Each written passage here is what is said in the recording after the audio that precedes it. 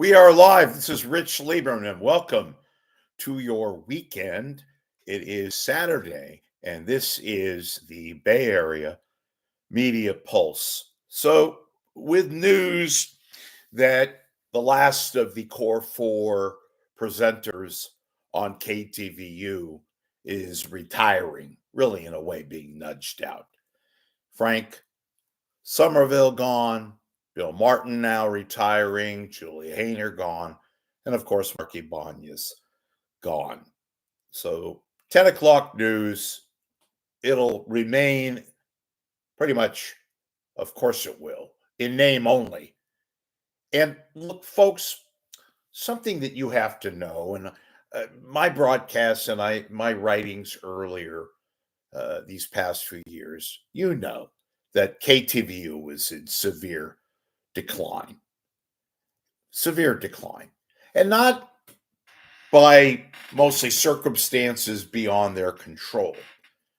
There's kind of the usual sort of feeling that, oh, with time people retire or they go about their own personal ways and means, whether it's just, you did your time, you want to move on, you want to enjoy your life, or maybe you have another challenge. And while that in theory is plausible, this didn't have to happen, folks, at KTVU. Now look, the old days of the 10 o'clock news, that ship sailed, and it was long ago gone.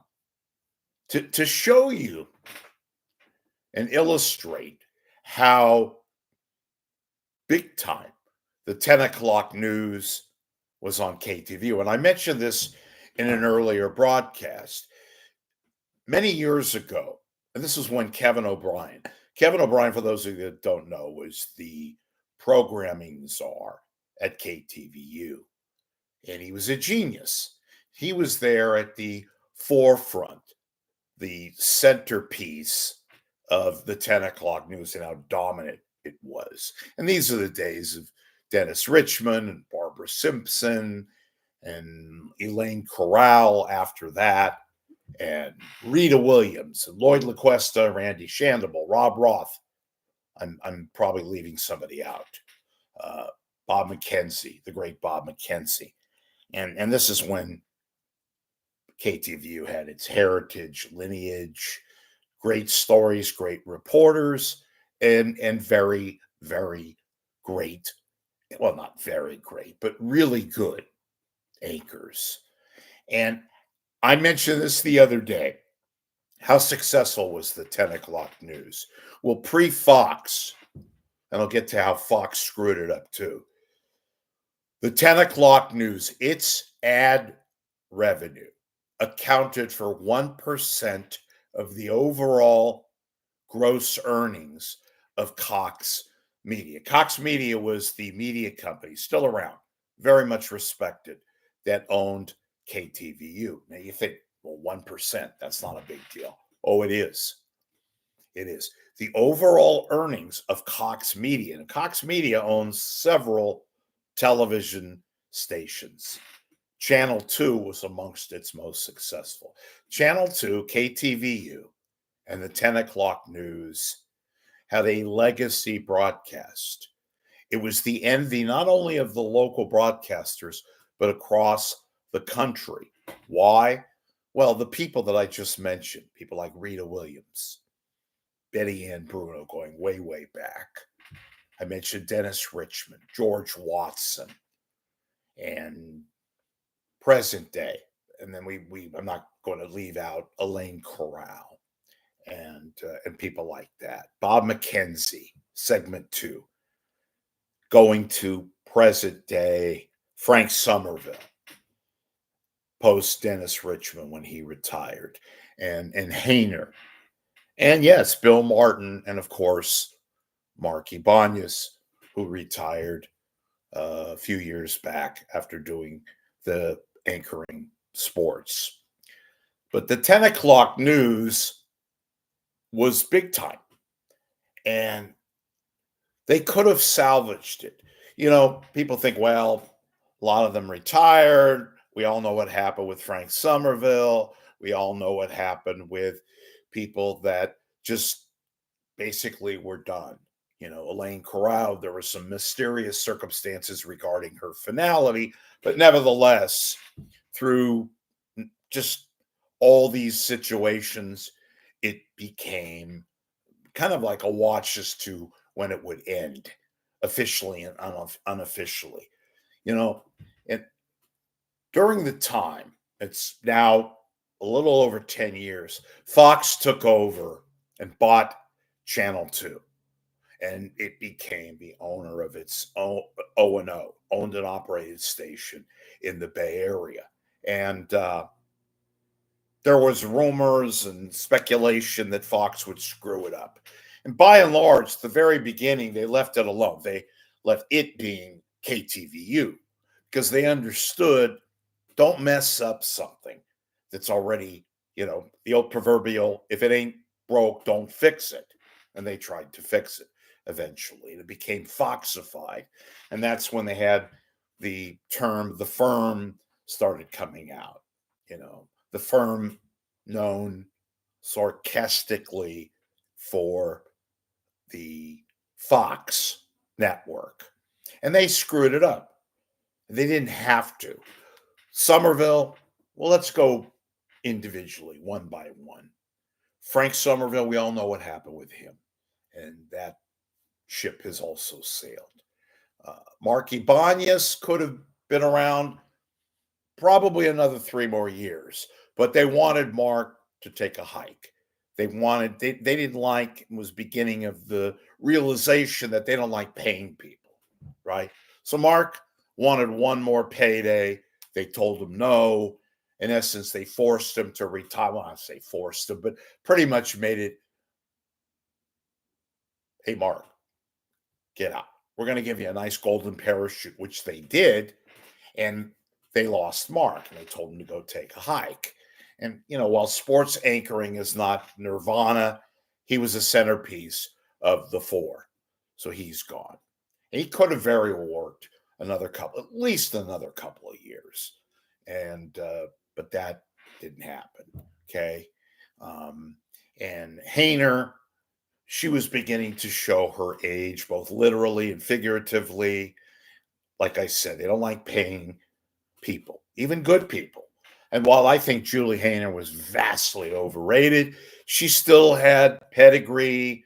She still had Northern California roots, and all that was part of the Dennis Richmond lineage.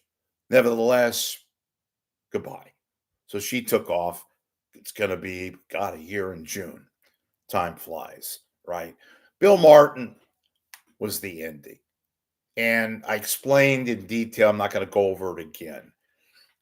But they could have kept, save for maybe Somerville, obviously, they could have kept these guys together one more run. And ultimately, that didn't happen. Now they have to figure out what to do to get back into the race. And while they're still very strong, nothing like the morning, Channel 2 at 10 o'clock, viewership has declined, like pretty much all local newscasts. That's just the nature of the beast, the times that we're in, with all these alternatives and apps and streaming and alternatives to the fact that most people don't watch local news anymore. The few people that do, it's very narrow, and advertisers have keened off of that. It's not just here, it's beyond this market. But Channel 2 was a distinction because of the 10 o'clock news. It was a singularly very powerful newscast with really, really good, talented people, especially the reporters. And now the 10 o'clock news it's nothing at all like it used to be. Well, nothing is, but this didn't have to carry its demise so pronounced as it did. Could have carried on. But, and look, let's face it, folks, nothing that good lasts forever. We all know that. Nobody's, myself included, trying to say that this was an ongoing thing and it could have lasted forever. Nothing lasts forever. I just said that. But it had a couple more years in it. It could have salvaged it, but that is impossible. Good people leaving, not just in front of the camera, but behind the scenes too. But it didn't have to happen like that because egos and an amazing ineptitude I've mentioned here several times. General manager at KTVU, incompetent, not performing her duties, largely not at the operation, never to be seen almost at the building down there in Jack London Square in Oakland, and a news director that they have no confidence in, a woman by the name of Simone Aponte. They haven't had confidence in her. Same thing with the general manager for years now. I say all of this. And who allows this to happen? Fox. You'd think Fox would know better. You think Fox would have something, a grip on one of its most successful stations, and especially here in the Bay Area, a top 10 market, but they don't. They have allowed incompetent management, non existent, frankly, to overtake the operation. And the people I've intimated and said as much that still work at KTVU are largely good people. They've been there, they've seen everything, done everything. Some of them have been there multiple decades, worked with Kevin O'Brien, knew and understood the machinations of how a successful news operation, one of the most respected at times, not only in the Bay Area, but beyond, used to be very, very well regarded even here in the Bay Area, the envy of the local competing forces, and now a certifiable joke. And let's face it, the only reason why KTVU still has numbers is the fact that they have some very strong lead-ins from the Fox network. That's the only reason why. They're doubling down, are they, on Mike Meback? I've already said how many gazillions of times that Meback is just not a hit with the various people who watch TV news. That's been the case for years now, especially not liked, pretty much at best, simply accepted. And that's not even really the case by women who make up a large segment of the demo that continues to watch, not in large part anymore, but significant enough, they watch local television news. Women don't really care for Mike Meback. Draw your own conclusions on that. I'm sure the people at KTVU already know. I've said as much. What is KTVU doing here locally? Nothing. They doubled down on him. They continue to believe, as if to justify their very dumb decision to put him on at 10. They are seemingly incapable of making any kind of bold decisions. I've said ad nauseum, and this was even rumored to be the case at KTVU for years prior to Hayner retiring and Somerville meeting his demise. Alex Savage and Heather Holmes is your eventual core two, the news anchors, with a Mark Tamayo doing the weather or an Orozco, although that's probably not going to happen. They just simply have no faith in Rosemary Orozco and take your pick at sports, if they even do sports anymore, because most of the Fox stations have done away with local sports anchor segments. Again, it's pretty much a core news, weather, personality front. That's what they're highlighting. They're doing away with the traditional sports anchoring, not just in the Bay Area, but at most of their other stations in the country. But the point of this is to tell you folks just how successful the 10 o'clock news was. Talk about a franchise newscast. Popular, respected, amongst all the people in the business, a massive advertiser in love, ratings winner, accounting for mucho revenue, and in effect, the breadwinner for Channel 2. Simply not the case anymore. Duh. The ship has sailed.